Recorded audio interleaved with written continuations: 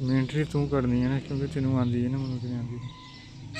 हूँ तो खैर आ जा क्या कि एडिटिंग हो जाएगी या कटी जाएगी आवाज़, कोई गल नहीं।